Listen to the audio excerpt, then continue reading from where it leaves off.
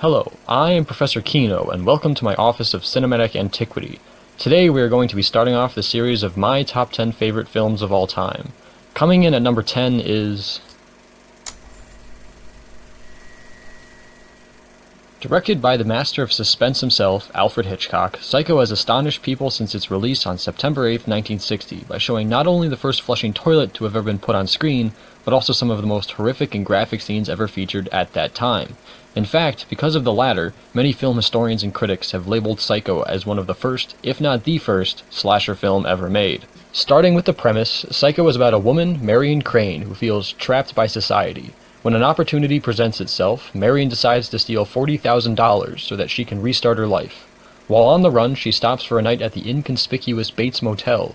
While staying here, Marion soon realizes that the repercussions of her crime are the least of her worries. Writing. The general skeleton of the film is rather simple. It features only a handful of characters and mostly only one major set, the Bates estate, i.e. the motel and its accompanying house.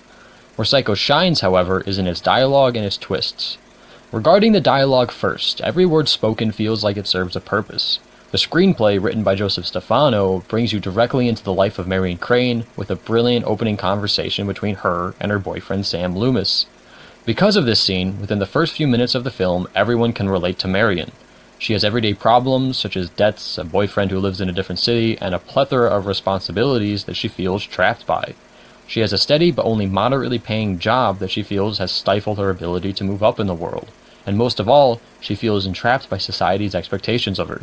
That she needs to be pretty, that she needs to smile, that she needs to be polite all the time, and that she should hide all her problems from everyone around her.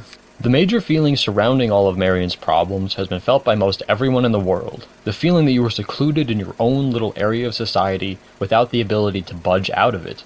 Consequently, by the time we see Marion contemplating stealing the $40,000, we completely understand her and, in many ways, are rooting for her to break free because, in the grand scheme of things, she is us, and we want to see her and us succeed. And this is the theme that Psycho's writing reveals so well. Every character, even the minor ones who have limited dialogue, are all shown to feel trapped, and each one is looking for an escape. As for some examples, Marion's co-worker takes pills, one of the customers at Marion's job tries to escape by spending large sums of money, and a private investigator that eventually appears in the film escapes through reckless investigation. Every single person is fleshed out to perfectly fit within the theme that the film is trying to showcase, that everyone can feel trapped by everyday life and long for a way out. One of the best conversations of the film, one that occurs between Marion and Norman Bates, the operator of the Bates Motel, reveals this whole theme with excellent precision. Both of them are talking about their problems, and the conversation goes down like this. You know what I think? I think that we're all in our private traps, clamped in them, and none of us can ever get out. We scratch and claw, but only at the air, only at each other. And for all of it, we never budge an inch. Sometimes we deliberately step into those traps. And during the same conversation, another of the film's themes gets revealed, that these traps can make us all do some crazy or psychotic things once in a while. It's not as if she were a maniac, a raving thing. She just goes a little mad sometimes. We all go a little mad sometimes. Haven't you? If you pay attention to everything that happens in the film, these themes of being trapped, walking into our own traps, and going a little mad sometimes because of these traps, play out time and time again, and it all adds to the overarching suspense of the film. If there are any flaws in the film's dialogue, they only happen twice, and both in the same way, via excessive exposition. The first happens about 3/4 of the way through the film, and features a suddenly new character who simply hands some of the main characters some plot points that they were missing. The whole thing feels just a little bit forced, and it almost completely halts the film's suspense. Its saving grace comes only at its end, when a rather creepy plot point is revealed. The second of these scenes happens in the second to last scene of the film, when, again, an entirely new character suddenly appears to simply fill in any unanswered questions. It's not a bad scene, it just halts the suspense, and, just like the other scene, feels a little bit forced. Moving along, the writing's twists are also very standout. The first is that, despite this being a horror film, there is nothing horrific besides the creepy music that happens for quite a while. Thus, for anyone who did not know that this was a horror film, is likely to be taken aback when the first horrific scene happens. Additionally, there is a very famous and very risky twist about a third of the way through the film that shifts the whole focus of the film. This is a very difficult thing to do, and the fact that it is done so masterfully and flawlessly here is astonishing. I would actually say that this twist in particular is the reason that Psycho's story has never really been mimicked, at least successfully. Acting. Janet Leigh plays Marion Crane, and she is spectacular at playing someone who is conflicted and relatable. Even without dialogue, Leigh is able to play an honest person who feels trapped and, just once, goes a little mad and steals some money. It is all in her eyes and motions. Even in scenes where Marion is putting on a calm and friendly face for the public, Leigh always has Marion's doubts and fears visible right behind her eyes and smile. Anthony Perkins plays Norman Bates, and he is equally phenomenal. Perkins plays a character that is simultaneously polite, charming, innocent, non-threatening, slightly awkward, childish, a bit off, and a little creepy. You kind of want to like him and not like him at the same time. You feel bad for him, you relate to him, but also feel creeped out by him. It is a rare talent that Perkins does marvelously, and he keeps you guessing Bates' true nature right up to the end of the film. Martin Balsam plays Milton Arbogast, a private investigator who is out looking for Marion. While not as standout as Leigh or Perkins, he is still fantastic. He shows off charisma, intelligence, likability, heroism, but also makes room for recklessness and arrogance. In general, he is the perfect hard-boiled noir hero, while not being the film's actual hero. The last two main characters are Sam Loomis, Marion's boyfriend, who is played by John Gavin, and Lila Crane, Marion's sister, who is played by Vera Miles. While I do not think that their performances are standout, they are not bad either. They do the material that they are given justice, but possibly because we do not spend much time with them until later in the movie, they just feel like stock characters who mostly serve to move the plot forward. Nonetheless, they are believable, and I do not have anything negative to say about them.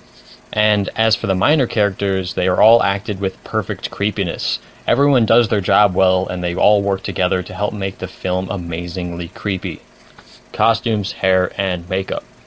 Since most of the characters just wear suits and dresses that are typical of the 1960s, there is nothing to really delve into here. The characters' social classes do determine how fancy their clothes are, but other than that, the costumes, hair, and makeup are nothing special.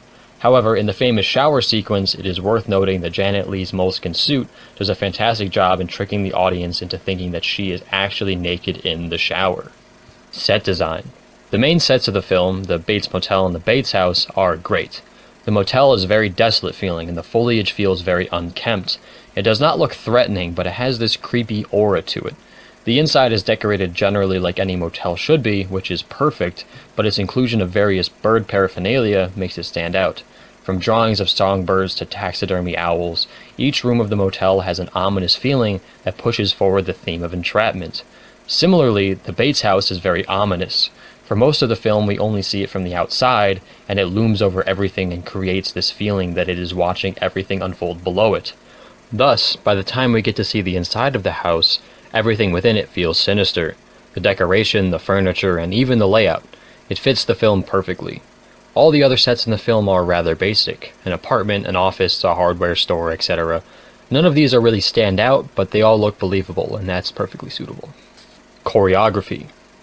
There are only a few bursts of action. One is the famous shower scene, which is handled very well, along with another scene quite like it that happens a little later.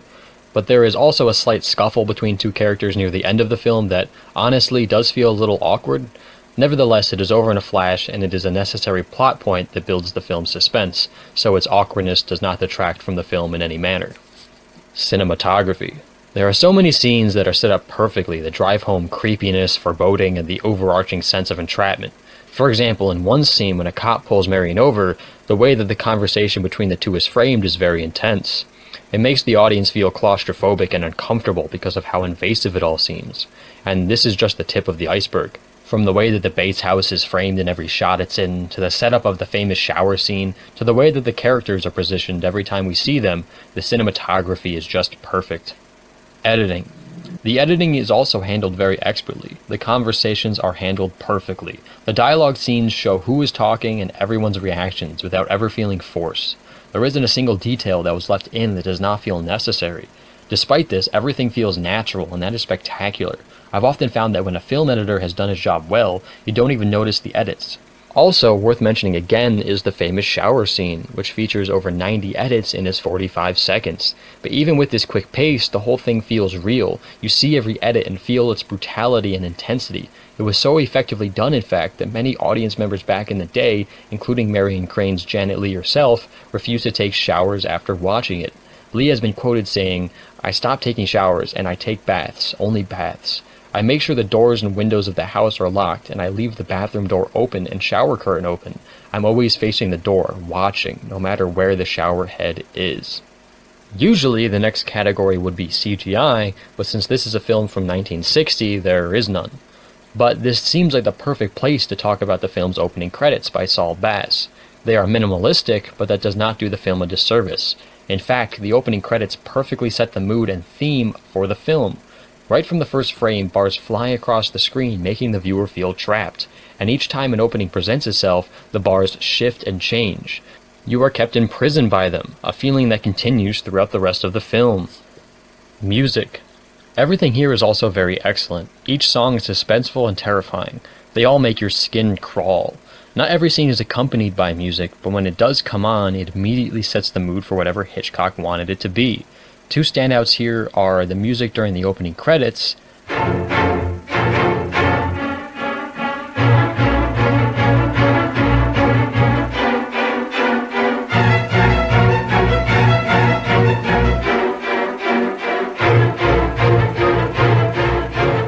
and, of course, the music that plays during the famous shower scene.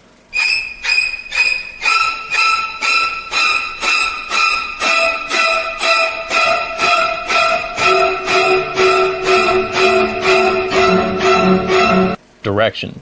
Hitchcock is able to maintain the feeling of suspense throughout the film from the first frame until the last, despite the two exposition-heavy scenes mentioned earlier.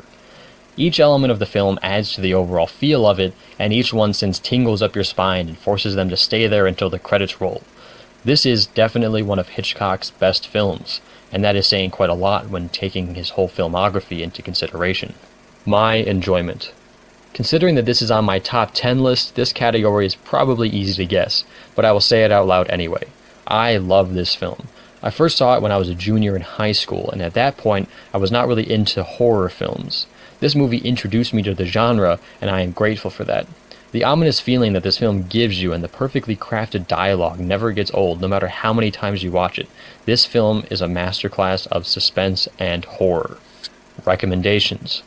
I recommend this film to anyone who is looking for a good suspenseful horror film that is well directed and well acted. If you are a horror fan and have never seen this film, go out and see it, like right now. If you are not a horror fan but are interested in the genre, perhaps start here like I did. It will help you understand how good a horror film can be. However, if you are not a fan of being scared and hate horror, perhaps skipping this would be best for you. Unlike cheap horror films that rely merely on jump scares, this film will sit with you well after you finish watching it, and that can be infinitely more terrifying.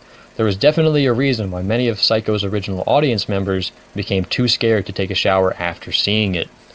Thanks for watching. I hope you liked it. If you did, maybe give a like and a subscribe. If you want to add anything, feel free to leave a comment below. I will be continuing this series of my top 10 favorite films in my next video. Until then, I'm Professor Kino, and I look forward to our next discussion.